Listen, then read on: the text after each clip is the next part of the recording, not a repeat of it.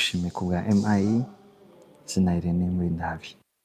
Tugushimiye ku bw'uyu murimo watangije muri we, tugushimiye ko ukomeje, tugushimiye kugeza ngaho ugeze, kandi tugushimiye kuzakomeza kuwukoreramo kugira ngo benshi bamukurikira bahinduke, babone ibyiza, bakire ihumure, bumve Imana, bakire ibyiza byinshi bituruka ku batumirwa be ndetse n'ibyo Umwami Imana uzaba wamushize ku mutima yo kubabwira.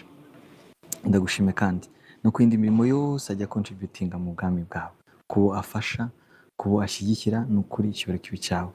Hana rero komeza kumuha igikundiro cyawe, akomeze kwaguka, akomeze gutera imbere. Ubwiza bw'Imana bukomeze kumuha, umucyo wawe umumurikeho. Ibintu byose akoze bimubere byiza. Icyo arambitse ibiganza cyose kibe icy'umugisha. Ibibi byose bimuhunge, bimugendere kure mu izina rya Yesu. Kandi Imana, icyiza cyose gituruka mu biganza byawe reka kimugereho. Uzamugire neza, uzamuhe future nziza, uzamwubakira urugo, umuhe urubyaro, umukorere byinshi byiza, ujye ugirira abawe bose ukunda. Urakoze rero kubyumvisha.